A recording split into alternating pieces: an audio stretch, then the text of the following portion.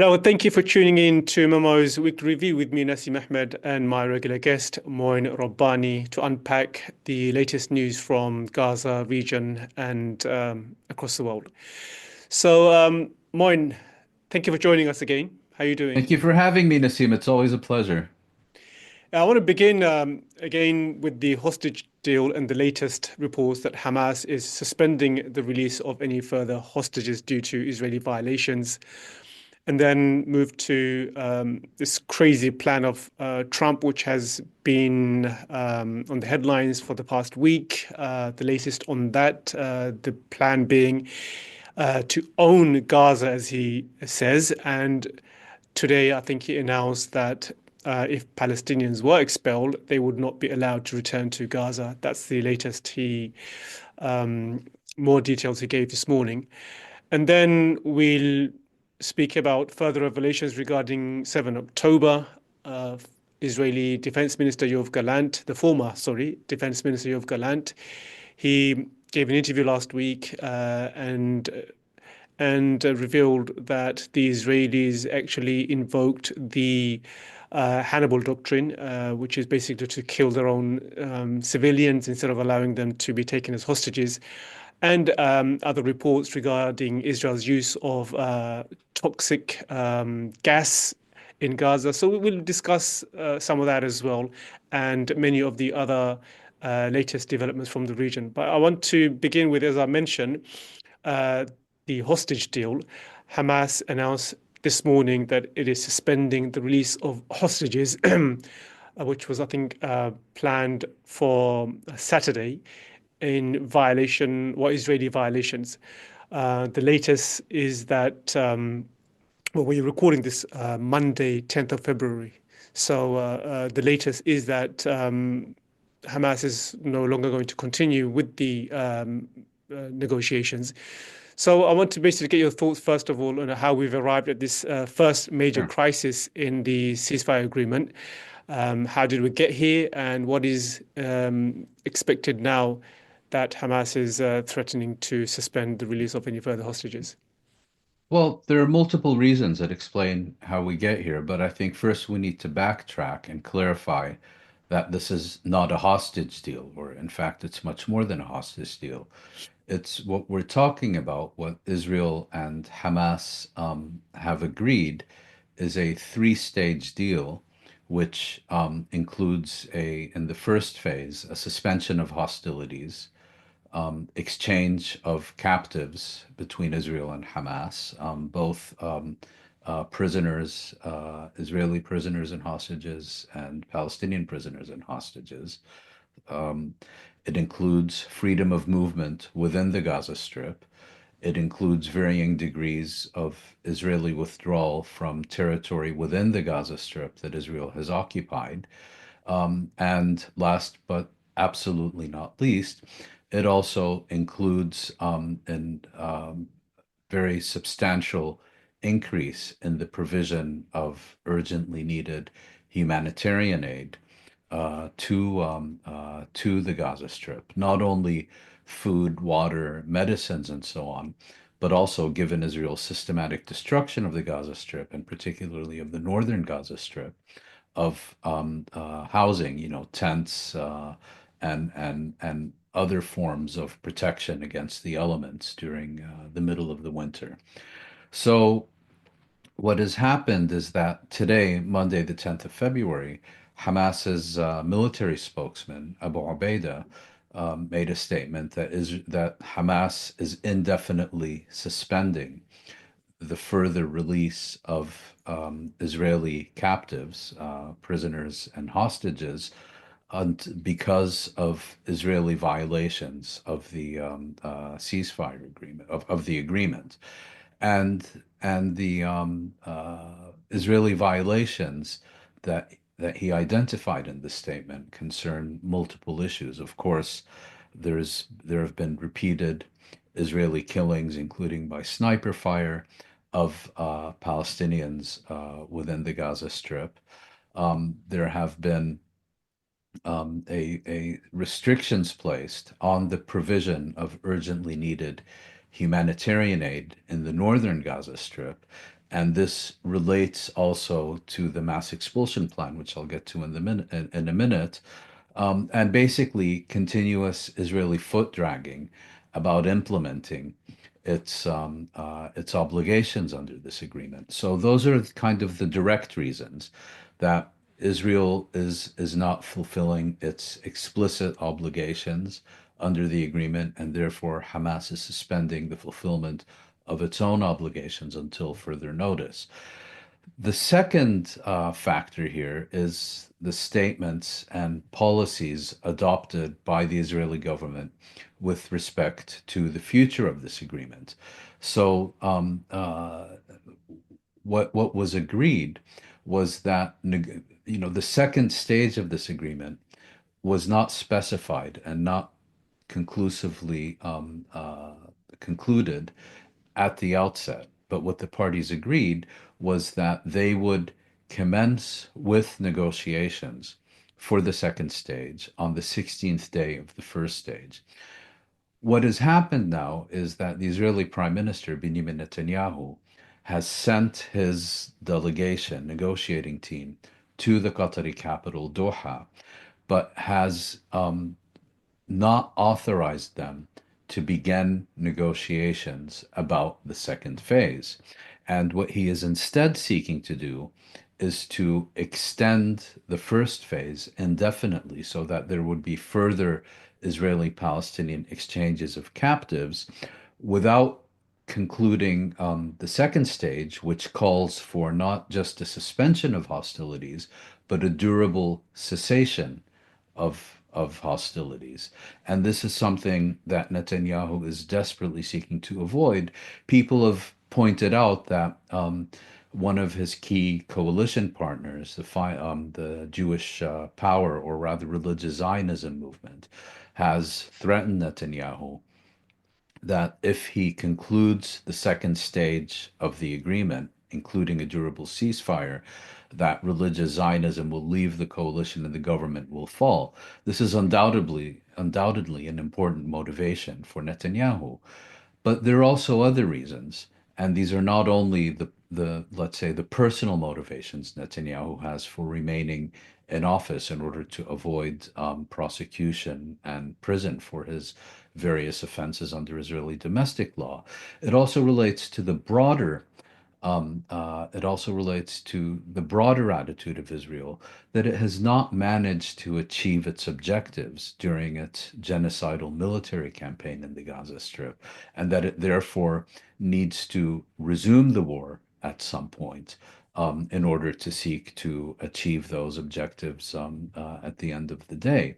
And here I think the exchanges during this past weekend were quite painful for Israel because, on the one hand, Hamas this time released its captives in the central Gaza Strip in Deir al-Balah, where it had not previously conducted any captive release, did so behind a large sign saying, "We are the next day." In other words, if you think there's going to be a day after plan that excludes us, forget about it.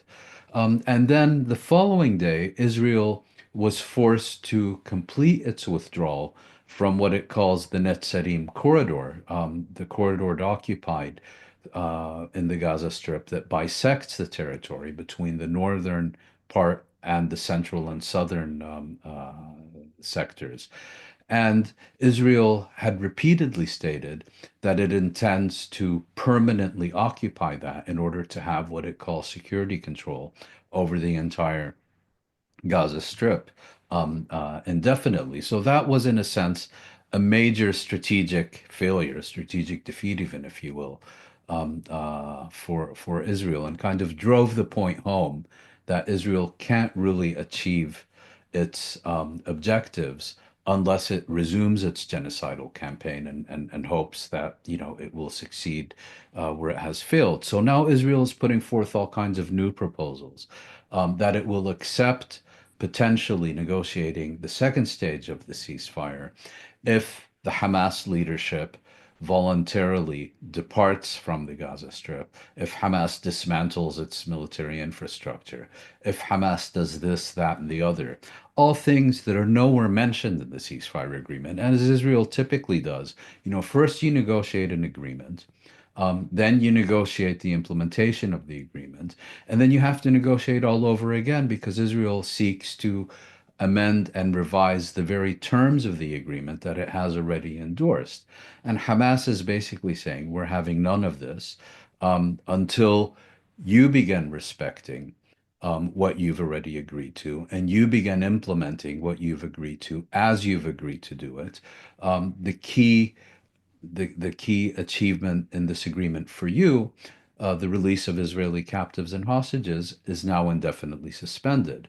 And there's a third element here, which we'll get into later, so I'll just mention it very briefly, is that these developments, of course, are taking place within the larger context of the US initiative announced by President Trump to forcibly expel the entire Palestinian population of the Gaza Strip and to disperse them among various Arab states with no prospect of returning to the Gaza Strip and so on. So this is kind of a warning shot from Hamas that either we implement what was agreed or you suffer the consequences. And I think what Hamas is looking for is seeking to generate significant Israeli public pressure on the government to continue with this agreement, and also making it clear to Washington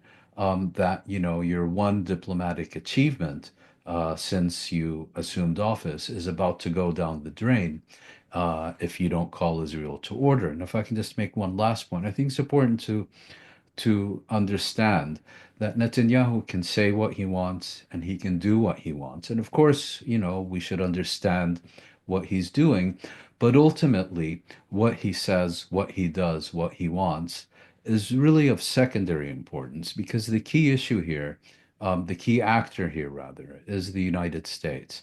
Washington will decide whether or not Israel fulfills its obligations. If the Trump administration instructs Netanyahu to properly implement the first phase of the ceasefire agreement, Netanyahu will do so. If Washington instructs Netanyahu to negotiate and conclude the second phase of the ceasefire agreement, Netanyahu will have no choice but to do so. And if Netanyahu successfully derails the agreement and Israel resumes its genocidal military campaign in the Gaza Strip, that will be because and only because Israel has received a green light from Washington that it does not need to fulfill its obligations and has a free pass to resume its genocide. It also, I mean, it really did strike me as odd, as I'm sure it did with you and many others, that in the middle of a ceasefire agreement, a first phase in the three-phase ceasefire agreement, Trump would come out and make these bold proclamations about his plans for Gaza. Obviously, we would think he would have known that this would torpedo any kind of agreement that you have with Hamas, because you have to see through the negotiations to its end and then maybe make new proclamations. But he did that, I'm sure, knowingly, probably, that he's torpedoing what is already agreed with Israel and Hamas. So it did strike me as being extremely odd. And we will get to that later on. But I want to stick with the release of the hostages for now and focus on the three that were released on Saturday.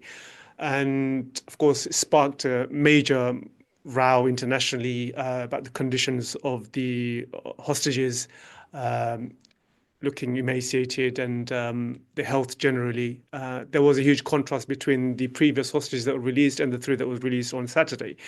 And you published quite a lengthy tweet on the row that sparked as a result. So do you want to just quickly, I think you picked up on all the key major points. And so instead of me going through your quotes, your tweets, and giving my point of view. I think just basically summarize the key Uh, argument you make in uh, your tweet, which explains all the major talking sure. points. Well, if you remember when we spoke last week, and I believe it was three or four women who were released by Hamas, and on the face of it, they seemed quite healthy. Of course, the Israeli propaganda machine went into overdrive, saying that these individuals had been given some kind of secret ingredient to make them look healthy. Well, what they had been given was nutrition and proper care, and that's why they appeared healthy, and that's why the Israeli medics who have treated them and or evaluated them in hospital said that, as with those before them, they were in reasonably good health. Then you have these three who were released this past weekend, and they seemed emaciated, hungry, gaunt, had lost weight, and so on. It's unclear why that's the case. Were they held in different locations where it was much more difficult to provide them with their minimum, with their basic needs? Were they held by a different group that had much less access to food and water and medication and so on? But the broader point I wanted to make is that Palestinians do have obligations under international law and under the rules of war, and that it's important for Palestinians, even in the midst of a Israeli genocidal military campaign against them, it's important for Palestinians to take those obligations seriously. Whether or not there are mitigating circumstances is a different matter. But I also wanted to make the point that any Israeli criticism of a Palestinian failure to meet their obligations should not be taken seriously, and in fact can be contemptuously dismissed with a wave of the hand. Because, you look at the conditions of the of the Palestinian prisoners and hostages who were being released by Israel. I think in this last group, seven had to be immediately hospitalized. And, basically, the Israeli message is full accountability for Palestinians, unconditional impunity for Israel. And that was kind of the basic point. There's also a broader point.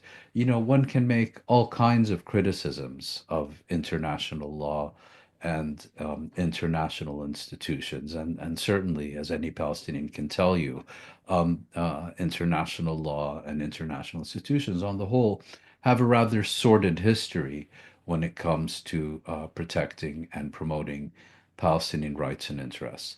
But the fact of the matter is that the reason we're talking about these principles, about these norms, about these values in 2025 is not because of Israel and its Western sponsors. It's because of the Palestinians. Israel and its Western sponsors, given the changing global environment in recent decades, are engaged in a concerted, systematic campaign to shred these laws, to shred these institutions, to make them irrelevant.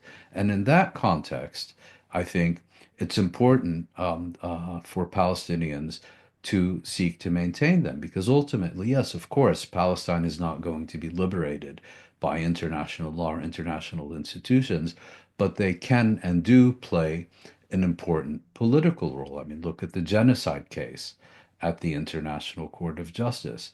That has really ripped the mask off Israel for many people who, out of insufficient familiarity with the question of Palestine, had tended to view Israel as a justified, legitimate reparations for the German Holocaust. Look at the ICC indictments of Netanyahu and Gallant. I mean, for Al Karim Khan's foot dragging and so on, which we've discussed previously, it has transformed the Israeli prime minister into an international fugitive.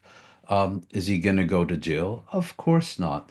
But international law and international institutions can play an important contributing role in what is ultimately a political struggle.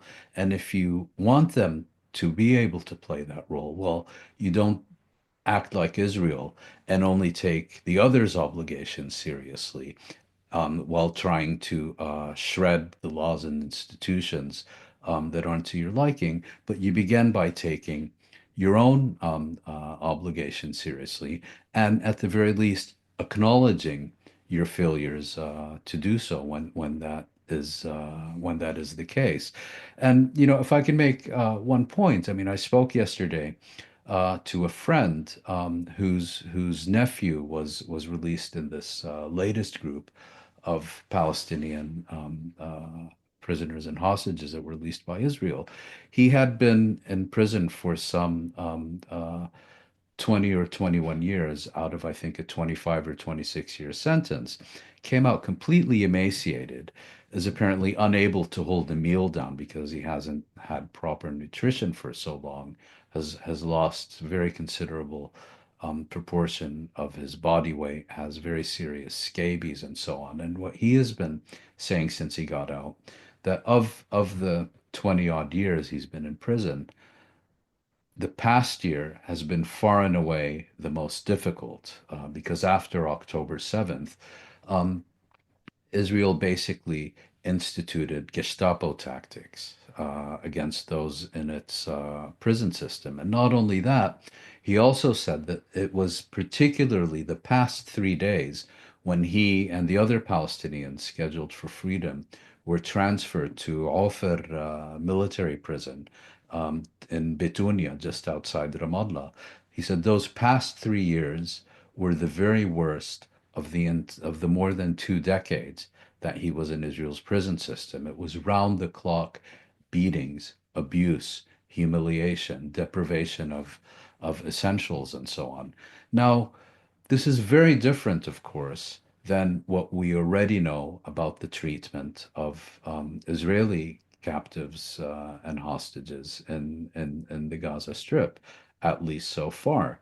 And, one, as I point out, one can point to this disparity. One should point to this disparity. And of course, there's no equivalence. But even if that's true, that doesn't mean that Palestinians do not have obligations, do not have to fulfill their obligations, and somehow should not even acknowledge failure to meet obligations. So, for example, we can have a discussion about whether adult Israelis who are not serving in the military but are military reservists are legitimate or illegitimate captives. We can have a moral and political discussion about that. But from a legal perspective, it's black and white. They are considered civilians and therefore hostages who should never have been held captive in the first place. It applies, of course, even more to minors and children. Um, so yes, we need to have these discussions, and one either accepts that these norms and values and laws and institutions are important for whatever reason, but you can only do that if you say they apply equally without distinction to everybody, or if you want to make the agreement that these are enemies, these only work against us, they're irrelevant, and we should ignore them. Well, that cuts both ways too. Then stop pushing for the ICJ and the ICC and the General Assembly and so on to fulfill their role and obligations towards the rights and interests of the Palestinian people. That was kind of the broader point I was trying to address. If I could just make one more point, because this is something I didn't address in that thread. I think the role of the Western mainstream media has been absolutely appalling. I mean, you look, for example, this past Saturday, they would have profiles of, there were, I believe, 3 Israeli captives who were released. Mhm. We learned all their names. We learned the names of every one of their relatives to the nth degree. We learned about their pasts. We learned about their present. We learned about their future and the past, present, and future of those of their nearest and dearest. Whereas Palestinians, on the whole, remain faceless prisoners who were, detained for good reason and probably shouldn't even have been let out, but are now being given a somewhat longer leash only in order for these, pure and innocent Israelis to once again see the light of day. Absolutely appalling stuff. Mm. I think we'll return to the coverage of the media later on. But I think that was the point you made in your thread about if you are appealing to international law, then you have to abide by international law. And Palestinians, of course, their cause is just legally and morally in every sense. And therefore, I think the onus is on them, as you mentioned in your tweet. And we can also see how the Israelis are the ones, and the Americans under Trump, more so than ever, are the ones who are trying to bulldoze the whole international legal structure because it doesn't serve their interest. And therefore, Exactly. they want to seek to change the rules of the game. And changing the rules of the game means torpedoing, destroying, dismantling the ICC, the delegitimizing the ICJ and the UN and whatnot. They're the ones who are trying to completely dismantle the entire structure. The law is on the side of the Palestinians, and therefore they appeal to it more than the Israelis, and therefore the onus is on them to demonstrate that they are abiding by the Geneva Convention. So that is a really important point that you make, and we should stress that.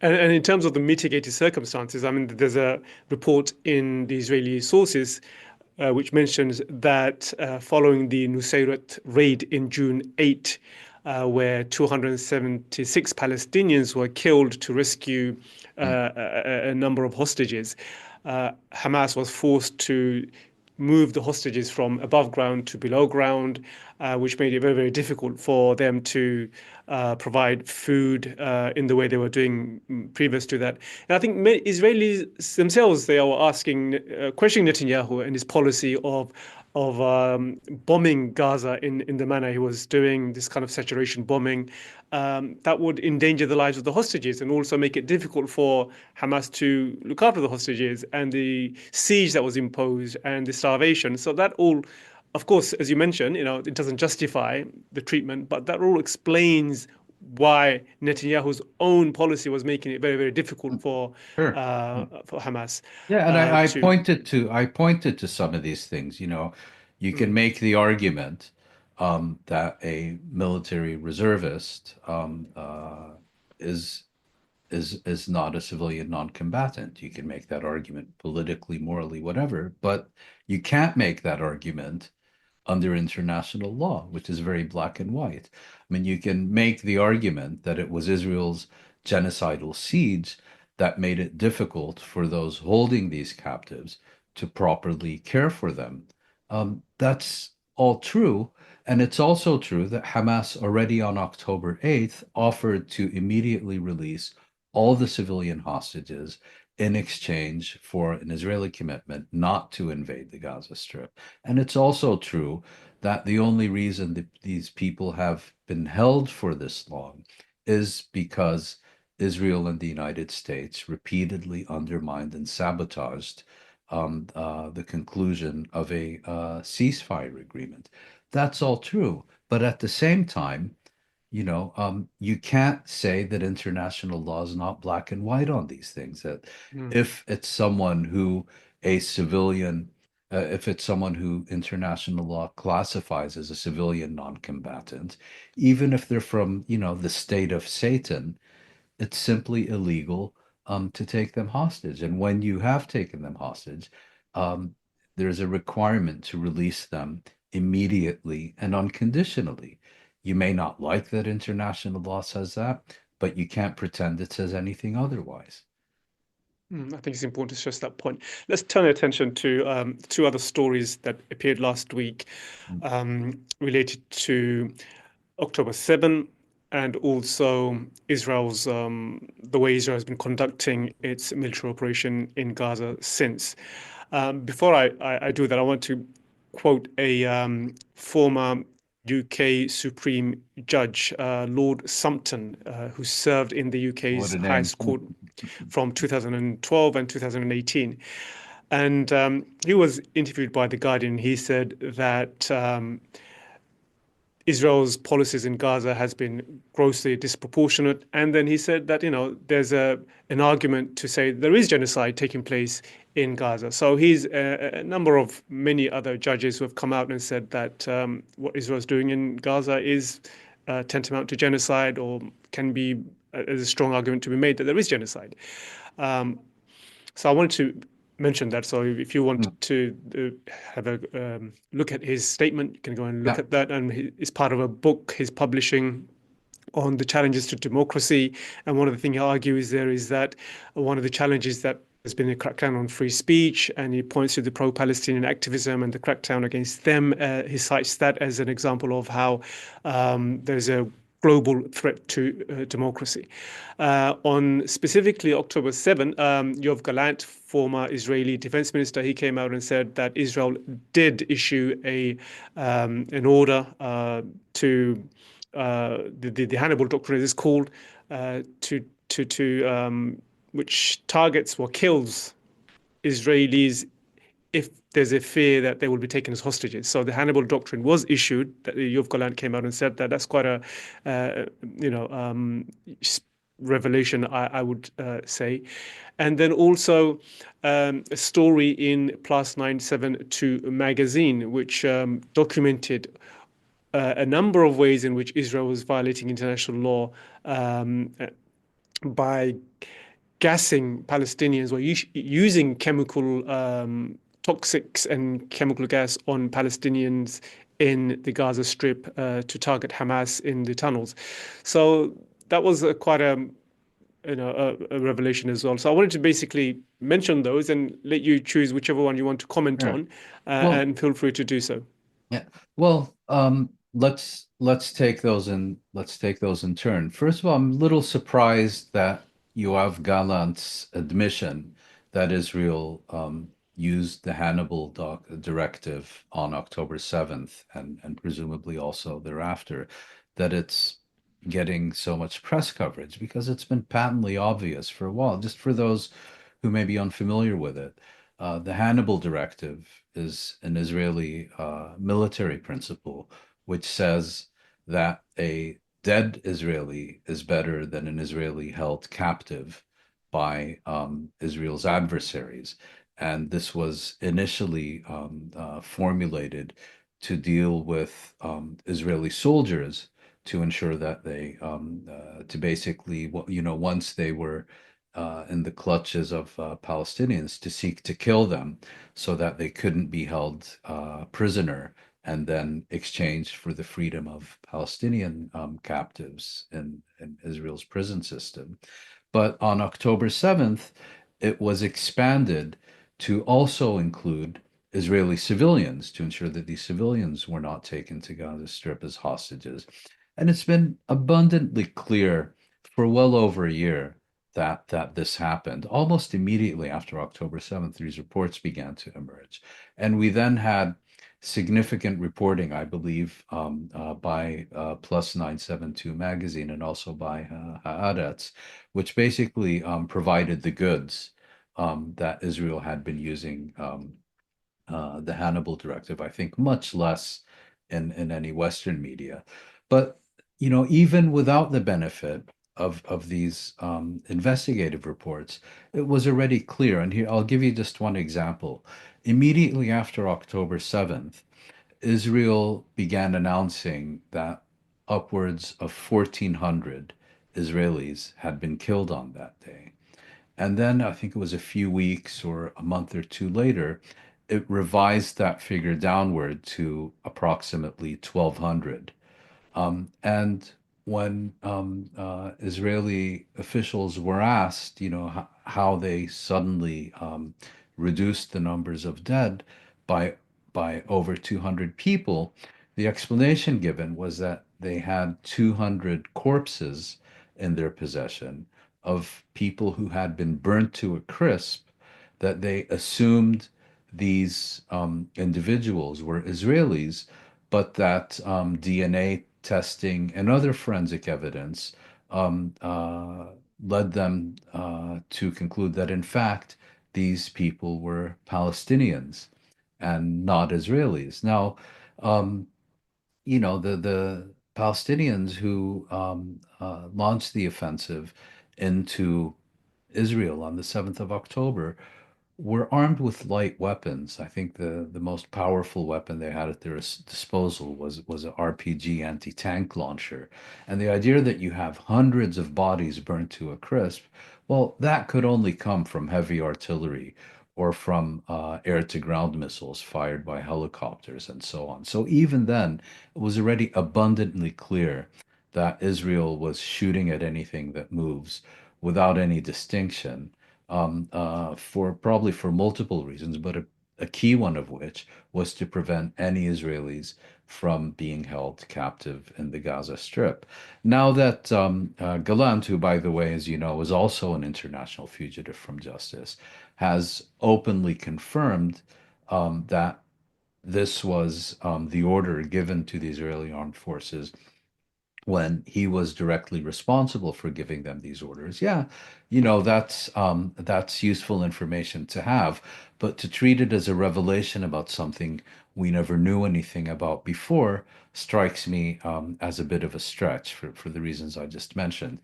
The second story you referred to is a quite interesting one. So, um, uh, as we've discussed previously, Israel has resorted to the extensive use of these 2,000-pound bunker busting bombs, that have brought down entire residential tower, entire buildings, entire city blocks, and so on. And the assumption was that in at least some cases, they were using them to pinpoint underground structures built by Hamas in order to hit their commanders or weapons stores or whatnot.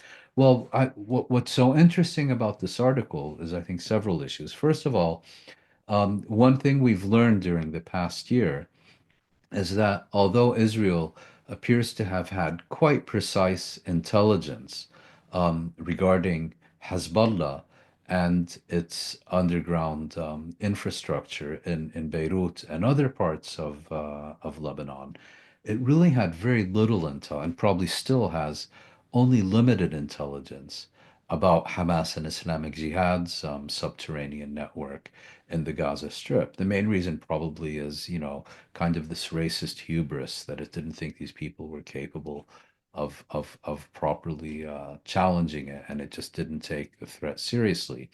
Now, what this article by, I think it's Yuval Abraham, who has done absolutely stellar work for 972 magazine on a number of occasions, and his most recent investigation revealed is that some years ago, while Israel was conducting tests with these 2,000-pound bunker buster bombs, it found that these bombs release large amounts of carbon monoxide as a byproduct. Carbon monoxide will be familiar to our viewers and listeners as kind of the gas that often causes silent death in apartments or homes when you have gas leaks.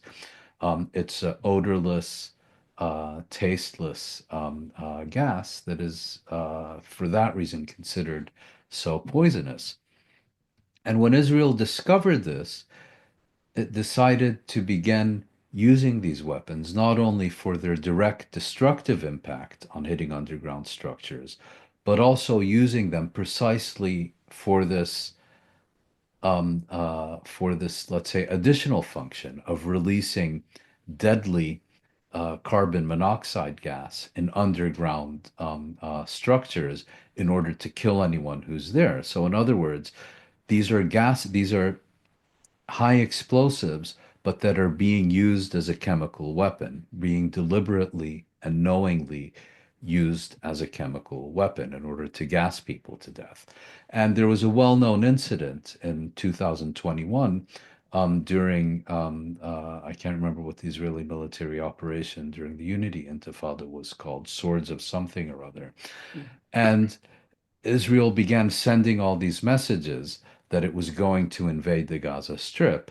And it later emerged that it was seeking to goad Hamas into taking up defensive positions in the tunnel network facing the boundary with Israel. And Israel then bombed all these tunnels, claimed it had killed many hundreds of Hamas cadres. And it later emerged that very few were killed because Hamas didn't take the bait and didn't deploy. But the purpose of these attacks was not to kill those in the tunnels with the explosive powers of these 2,000 bombs, but to asphyxiate them to death with the carbon monoxide produced when these bombs are dropped. Now, what's important about this investigation is that what Yuval Abraham reveals, and it's very well researched and very well sourced, including named sources from the Israeli security establishment, is that Israel had very little information about where these Hamas commanders were located. It sometimes had only general ideas of what areas they were in. And the way it went after them was to use to drop massive amounts of these 2,000-pound bombs, bringing down entire city blocks, killing dozens of civilian residents for the purpose of unleashing a carbon monoxide poisoning cloud underground in order to kill everyone who was there. So in other words, they were wiping out entire blocks with the hope, not the certainty, but the hope of killing one commander. And in two cases, we had the commander of, I believe, the Hamas Beach Camp Brigade and the Hamas Beit Hanun Brigade, who Israel had announced over the course of the past year that it had killed, using this gas weapon, who turned out to be still alive. And the irony of ironies, of course, is that a number of Israeli captives were gassed to death as a result of the deliberate use of the gas properties of these bombs to kill people. So Israel and its apologists, while spending the last 16 months constantly comparing Palestinian attacks to the Holocaust, constantly comparing each and every Palestinian to Nazis. Well, guess what? You know, the only time that Jews have been gassed to death since 1945 was at the hands of Israel. I mean, which is shocking to hear. And when I read the article, I mean, if you want to carry out a war of annihilation, that's exactly how you would do it. And Yes. and that is what really struck me more than anything else about the article. And now we are discussing the aftermath of the war of annihilation, which takes us to the statements by Trump. What do we do now? And he came out with some outrageous statements. And one thing about Trump, which I noticed, is that he comes out with all these crazy proclamations and announcements, and his followers, which is basically a cabal now, they give intellectual coherence to this idea. So even if it's ethnic cleansing in Gaza, many of his followers, I think the overwhelming majority, especially on Twitter and elsewhere, they will give some kind of intellectual coherence and to the crazy idea he comes up with. And this morning he said that, well, last week he said that we'll take over Gaza, and he's committed to buying Gaza and owning Gaza. What does that mean? We don't really know. And this morning Does he know?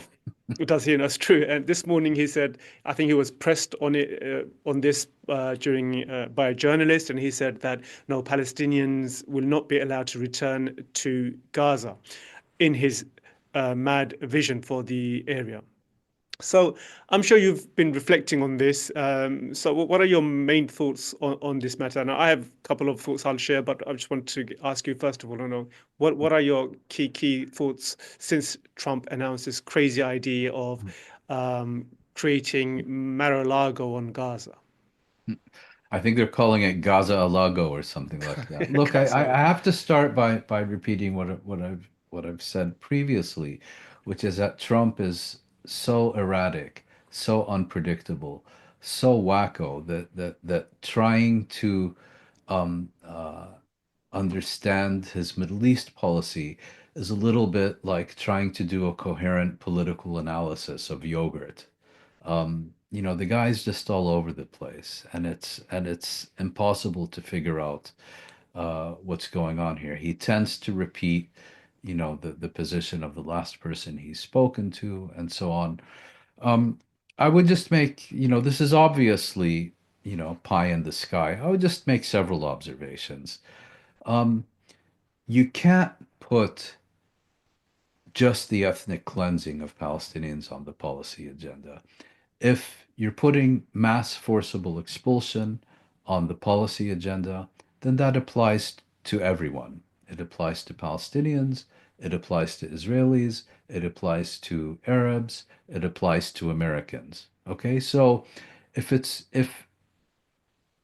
now a legitimate policy debate in Tel Aviv and Washington to kind of cavalierly talk about permanently expelling 2 million Palestinians from their homeland, well, then it is equally legitimate to have serious discussions in Jerusalem, in Damascus, in Cairo, in Riyadh about getting rid of several million Israeli Jews from Israel and sending them to Mar-a-Lago or whatever. I mean, that's where we've come now.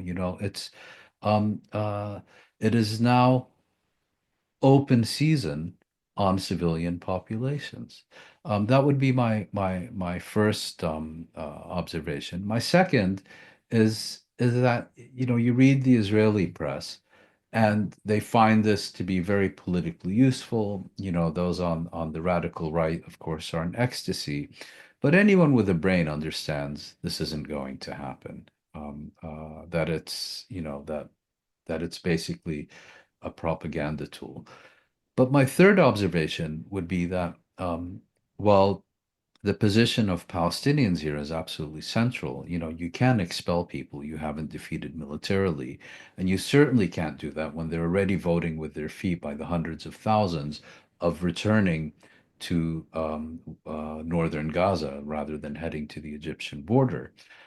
The absolute key factor here, I think, is the Arab states. So today, you have the Egyptian foreign minister in Washington. Later this week, King Abdullah of Jordan will be there. Now you have, the Saudis up in arms because Netanyahu has suggested that a Palestinian homeland should be established in Saudi Arabia, and they have they've already demonstrated that they have the power to stop this proposal dead in its tracks. I think the only question is, will they use their leverage to continue to do so and to force Trump to back off and choose a different course? If they do, I think that it also demonstrates another thing, that since October of 2023, they could have just as easily used their power and influence to compel Washington to force Israel to stop its genocidal military campaign, but for a number of reasons chose not to do so. An entirely shameful episode of Arab history, But now that Trump Trump's proposal directly impacts them rather than only several million Palestinian civilians in the Gaza Strip. Well, maybe now they'll grow a backbone. Hmm. So I think I will get back to your point about the response of the neighboring countries. I want to turn to the first point you made about if ethnic cleansing is on the table, then it should be for everybody or displacement of the population. And I think one criteria you can use is whoever buys into the idea that Palestine is for Palestinians and Israel is for the Israelis. If you can buy into the two-state solution, then let's keep you there. And if you cannot buy into this solution, then why not displace them? And I think by that criterion, 80% of Israelis would fail that to meet that criterion, because 80% of Israelis strongly support Trump's plan to ethnically cleanse Palestinians from Gaza. That's the latest poll that's out there. So, I mean, yeah, that would be one way of sifting out the extremists from the non-extremist. And Well, yes. I mean, let me just say that, just to be clear, I'm not advocating of course, we're none of us are, but forcible yeah, expulsion of yeah. anyone. I don't consider the forced removal of illegal settlers from illegal settlements and illegally occupied territory to be mass expulsion. They, to the last one, need to be removed from the occupied territory. But I think in terms of, saying that Israeli Jewish citizens need to be forced out en masse. No, of course I'm not advocating that. But what I am saying is, well, what's good for the goose is at least as good for the gander. Don't sit here and have a discussion about the mass forcible expulsion of Palestinians from the Gaza Strip while also denouncing, then you also have to accept that your own expulsion is going to be a legitimate topic of discussion as well. And you can't scream anti-Semitism, Holocaust, and Third Reich when those discussions take place as a direct consequence of the discussion that you insist on having. Yeah, and another thing that's quite evident from this report is how, from this row is how the Israeli flankists have gone from um, saying that there is no war of annihilation in Gaza, and without battling an eyelid, now saying that, ethnic cleansing is the only solution on the table. And those who oppose ethnic cleansing are somehow morally inferior. So the Mm. tables turned on those who are opposed to ethnic cleansing as opposed to those who are carrying it out. That's quite a Mm. remarkable thing that's just happened over the past week. And Yes. and and the other thing is, um, supporters of the plan say that, oh, Trump's thinking outside the box. I know we've tried Is he everything. ever? We've tried everything, and then the question that I want to ask him, no, we haven't tried everything, um, and the first thing we haven't tried is ending the occupation, and No. and no one seems to be asking that question. We haven't tried even the bare minimum, which is to say, occupation is illegal, end the occupation, and then maybe there will be some form of peace in Palestine. So I just find the whole debate really completely out of sync with the reality on the ground. It just seems to be pie in the Yeah. sky. Mm. And and as I mentioned earlier, his supporters are the one who are the uh, putting the flesh and the meat and some kind of intellectual coherence to his plan to ethnically cleanse Gaza. And I found this whole debate extremely Yeah. remarkable that they could Yeah. move from one position to another position so quickly without even blinking an eye.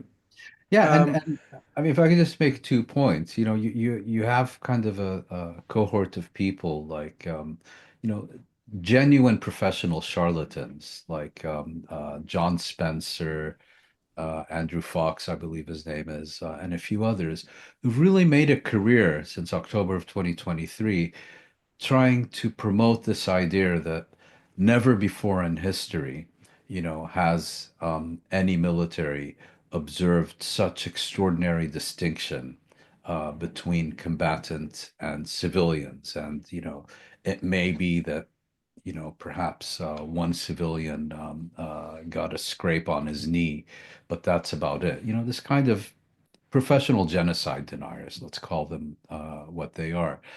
And it's amazing the rapidity with which these apologists have gone from saying nothing and no one was hit or damaged or injured unless it was absolutely necessary for legitimate military purposes to now saying we need to get rid of everyone because there's nothing left because everything's been destroyed. Which is it? yeah. This kind of chameleon like argumentation of whatever suits the moment, they'll make up the excuse. And then not only that, they're presenting this as a favor to the Palestinians rather than fulfillment of one of Israel's most how would we most passionate aspirations of simply getting rid of these people.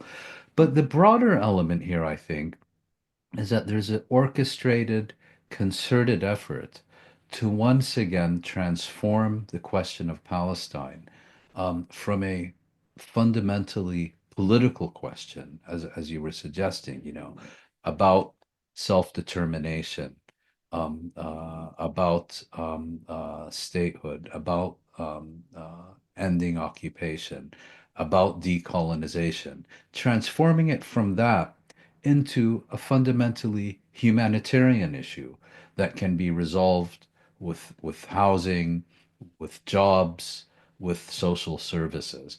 Kind of, going back to the way the question of Palestine was understood and dealt with, certainly in the West, between 1948 and 1967, as a refugee problem that would be resolved by providing these people with their basic social and humanitarian needs rather than any political rights. And that, of course, has changed entirely since 1967. And there's now a concerted, systematic effort to turn the clock back by a few decades. It's, of course, not going to succeed because let's assume, for the sake of argument, that every last Palestinian is expelled not only from the Gaza Strip, but also from the West Bank and from the Galilee and from the Negev and so on. Well, what happened after 1948? Palestinians organized and took up arms from wherever they were expelled to. And not only that, received very much Arab support in doing so. And I've no doubt that that is exactly what would happen if this completely unrealistic and unimplementable plan were to succeed nonetheless. Mm. And I actually believe that if Palestinians were forcibly displaced into Jordan and Egypt, for example, Trump is literally opening a pathway in the future for not with the war with the Palestinians, but war with Egypt and Jordan. Yes. That's what you're effectively doing. So let's see what he does. And how much of that do you think the current crazy plan is really a result of a realization that, if we can't defeat Hamas, which is what they've concluded, we have to somehow now kick out all the Palestinians. It's a realization of the fact that you cannot destroy Hamas, and because of that, we have to now ethnically cleanse the Palestinians. How much? Well, I think I'm not sure I would quite use the word plan. It's more Mm, proposal, maybe even brainwave, harebrained scheme, whatever. But yes, I mean, you could be right, but what you also need to recognize is you can't forcibly expel people unless you first crush them militarily. You know, either Israel has to succeed where it has failed over the course of almost the better part of 2 years, um, or the United States has to succeed where Israel has failed, and that seems off the agenda given the vociferous objections from Trump's own base, or you kind of have to hermetically seal off the Gaza Strip from food, water, medication, electricity, fuel, and all the rest of it, in the hope that you're going to force these people out. And I don't quite see that happening either. It's already been tried, um, but unless you get key Arab capitals like Cairo, like Amman, like Damascus, like Riyadh, to sign on with this and to assist with its implementation, I don't see how it's going to happen. And, yes, these Arab leaders may be very closely tied to Washington and loyal to it and so on, but not to the point of committing political suicide and signing their own death warrants. It's simply not going to happen. and if you read the Saudi statement, it sounds like that's what they exactly think, that this would be a death warrant for them. And they described the plan as being extreme, and those who are advocating for it are extremist. I think they used the word extreme twice in their statement, and they went on to say that the proponents of the idea have rejected peace. And I think here they're referring to the 2002 Yeah. Arab Peace Initiative. So when pro-Israelis ask the question, we've tried everything, but we haven't tried the 2002 Arab Peace Initiative, where all the Arab countries said we will normalize relations with Israel as long as they allow Palestinian self-determination in the occupied West Bank and Gaza Strip. So that's one thing which the Arabs have offered. You haven't tried. So yeah, that was another. So I guess you could probably say the Abraham Accords is probably dead, and Saudi Arabia is not going to join the so-called Abraham Accords if the offer on the table is that is ethnic cleansing, and on top of Mhm. that, to expect them to come on board seems quite out of the realms of the possibility. Well, I think Netanyahu's proposal to establish a Palestinian state in Saudi Arabia, even if it was only a polemical thing, basically amounted to a mercy killing of what has been grandiloquently entitled the Abraham Accords. Yeah, you're right. Everything has been tried. Just getting back to a previous part of our discussion, everything has been tried except the international consensus as mandated by international law and international institutions. And it's not going to self-implement. It will be the outcome of a sustained and successful political struggle. Mm. I had a number of other questions to ask regarding Trump. I think we don't really have much time left, so I wanted to end with an important statement Trump made the other day in front of a journalist, where he was asked about Iran. He signed a memorandum calling for maximum pressure on Iran, but at the same time, he poured cold water on the idea of ever going into any kind of military confrontation with Iran. And during that phase, during that exchange, one of the journalists asked him, Iran is weak now. Why don't you take advantage of that? And then Trump said, no, Iran is not weak. Iran is actually strong. So he's trying to nip the idea of ever striking Iran or any kind of military confrontation with Iran. He's trying to block that right from the outset. So this seems like a clear blow to the Israelis who, Mm. I don't know, were hoping to have a president like Trump that would take the war to Iran. Yep, absolutely. And I think, U.S.-Iranian relations are absolutely central to the future of the Middle East.